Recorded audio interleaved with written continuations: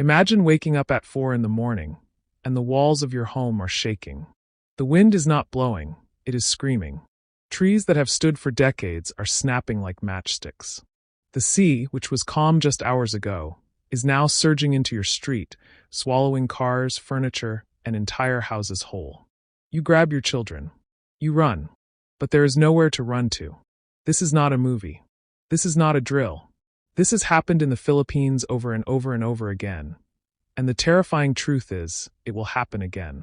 The Philippines sits in one of the most dangerous weather corridors on the entire planet, and every single year, nature reminds the country of exactly how powerless human beings can be when the sky decides to turn violent.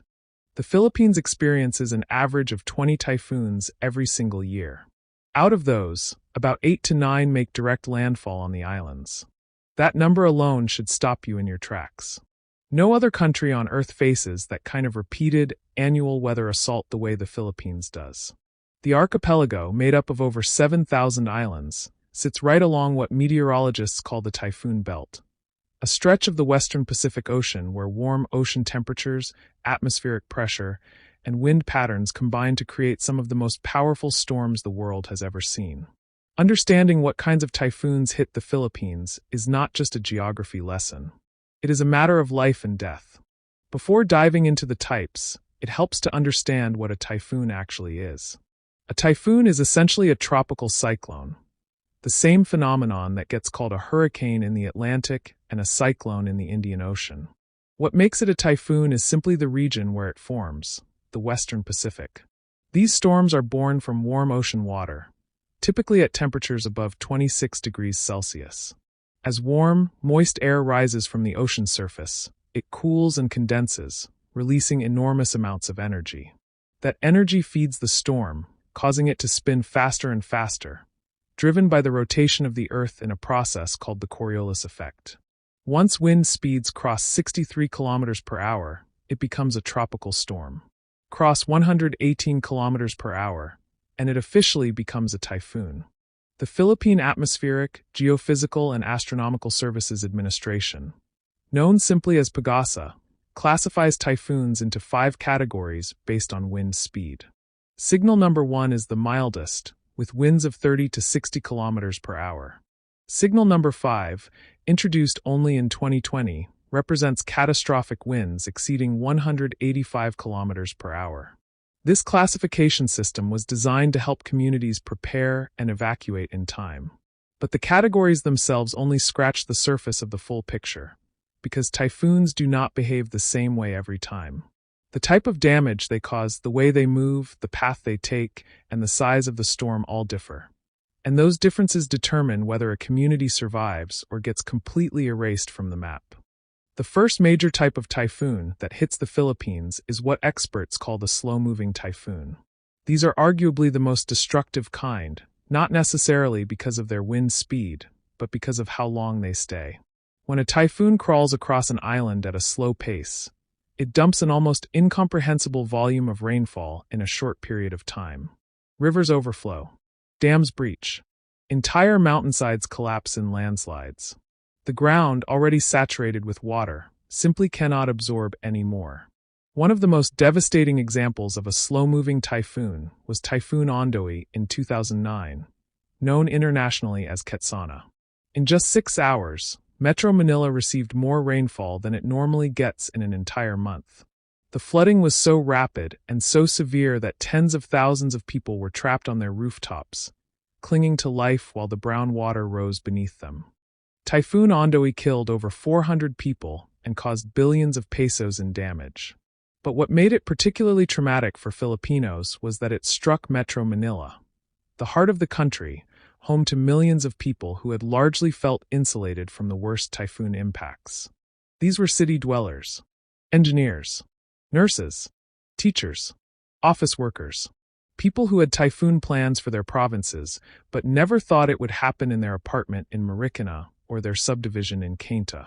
The images of people floating on styrofoam and wooden doors through streets that had become rivers were broadcast around the world. Ondoy changed the way Filipinos thought about typhoons permanently. The second type is the super typhoon, and this category deserves its own conversation entirely. A super typhoon is classified when sustained winds reach at least 150 miles per hour, or about 240 kilometers per hour. These are the storms that rewrite history books, that become names whispered for generations, that entire barangays never fully recover from. The Philippines has been hit by multiple super typhoons over the decades, but none, not a single one, compares to what happened on November 8, 2013. That was the day Typhoon Haiyan, known locally as Yolanda, made landfall in the eastern Visayas region. With wind speeds reaching 315 kilometers per hour at its peak, Haiyan is widely regarded as the strongest tropical cyclone ever recorded at the time of landfall anywhere on Earth. The death toll from Typhoon Haiyan exceeded 6,000 people, with over 1,000 still officially listed as missing. The city of Tacloban in Leyte province was essentially flattened. The storm surge, a wall of seawater pushed inland by the typhoon's violent winds, reached as high as 5 to 6 meters in some coastal areas. People who had survived dozens of typhoons before and thought they knew how to ride one out were simply overwhelmed. Entire families were wiped out. Bodies were found days later still trapped in the rubble or buried under layers of debris. The international aid response was one of the largest in history, but for the survivors, no amount of relief goods could fill the void left by what Haiyan had taken. The destruction was so total, so absolute, that entire neighborhoods were simply abandoned. The third type of typhoon is the recurving typhoon.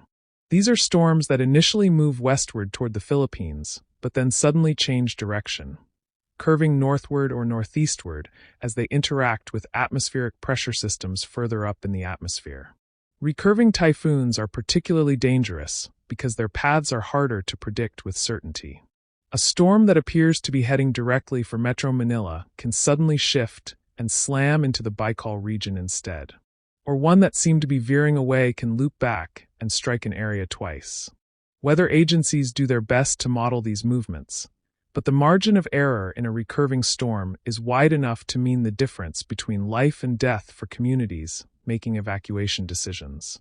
One of the most memorable recurving typhoons in Philippine history was Typhoon Rosing in 1995, known internationally as Angela. It struck the Luzon landmass with devastating force, killing over 700 people and destroying hundreds of thousands of homes. What made Rosing particularly punishing was that it was a strong typhoon that made multiple landfalls as it curved across the archipelago, hitting different provinces in succession and leaving almost no time for relief operations to reach one area before the next was struck. For many Filipinos who lived through Rosing, it remains a benchmark storm, the kind older relatives still reference when describing what bad typhoons truly look like. The fourth type is the compact or small diameter typhoon. These storms have a relatively small area of strong winds, sometimes just a few dozen kilometers wide at their most intense core.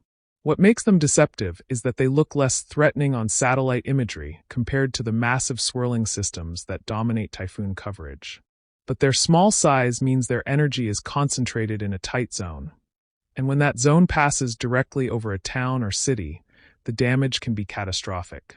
These storms can also move faster, meaning they are harder to track and communities have less warning time to prepare. Typhoon Bising in 2011 and several others in recent years have demonstrated that smaller does not mean weaker when it comes to tropical cyclones. The fifth type of typhoon that regularly strikes the Philippines is the monsoon-enhanced typhoon. This is a particularly complex phenomenon where an approaching typhoon does not just bring its own rain. It actively energizes and expands the southwest monsoon, known in the Philippines as the habagat. The result is that even areas far from the typhoon's direct path receive extreme rainfall because the storm is essentially supercharging a second weather system. During the monsoon season from June to September, this combination can be devastating. A typhoon sitting just off the coast of Luzon can dump rainfall deep into the Visayas through this mechanism. The communities hardest hit are sometimes not even in the typhoon's official path, making it almost impossible for local governments to justify preemptive evacuations until it is already too late. One of the starkest examples of a monsoon-enhanced typhoon impact occurred during Typhoon Mering in 2013, just months before Haiyan struck. While Mering itself was not a particularly powerful storm, Its interaction with the habitat caused catastrophic flooding across Metro Manila and surrounding provinces. Landslides buried communities in Baguio. Entire barangays in Cagayan de Oro were submerged. Families who had evacuated during the typhoon warning returned home, only to find their houses gone, buried under mud that had cascaded down from mountains weakened by years of deforestation. The storm exposed one of the Philippines' most persistent vulnerabilities: the destruction of upland forests, which leaves hillsides unable to absorb water and prone to collapse during heavy rainfall events. The sixth type is the typhoon that strikes during El Niño or La Niña years, and the distinction matters enormously. During La Niña, sea surface temperatures in the western Pacific are warmer than usual, which provides extra fuel for developing storms. Typhoons that form during La Niña years tend to be more intense and more frequent.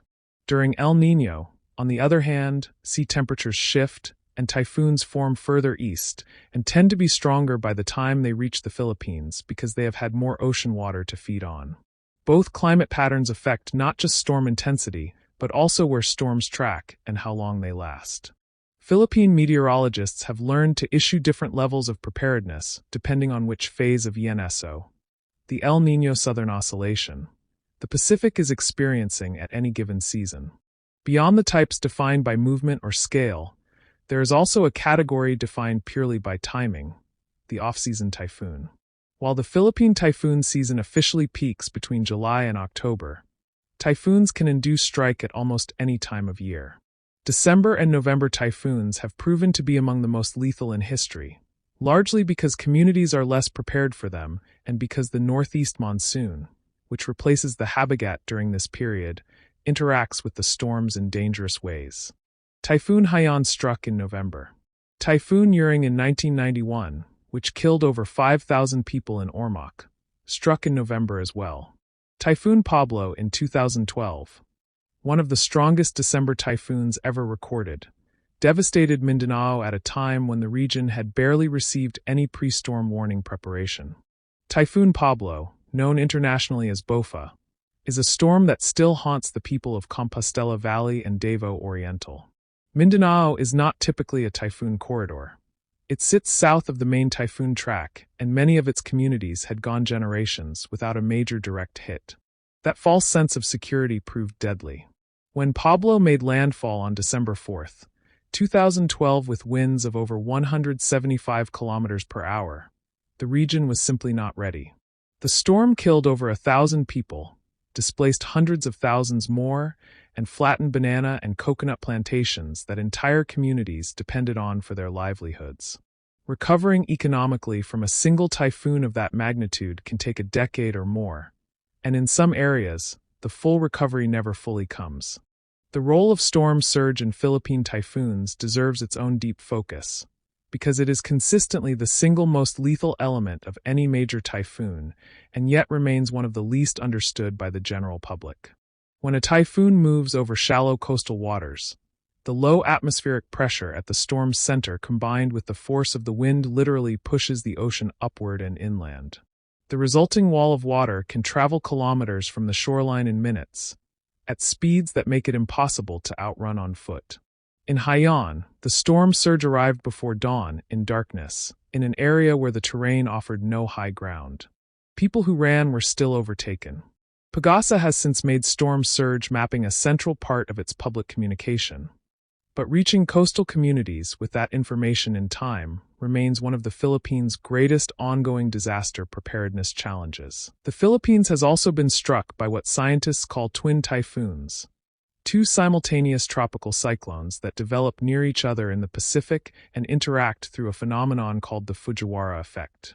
When two storms rotate near each other, they begin to orbit one another and can either merge into a single more powerful storm or deflect each other onto unpredictable paths. For the Philippines, twin typhoon events mean that predicting which storm will hit where becomes exponentially more complex. Emergency managers must sometimes prepare multiple regions simultaneously for two different storms, stretching already limited resources to a breaking point. The 2020 typhoon season was one of the most active on record, featuring multiple storms making landfall within days of each other. leaving relief workers racing across the country in an almost impossible cycle of response and preparation. What makes the Philippine typhoon story particularly heartbreaking is not just the storms themselves.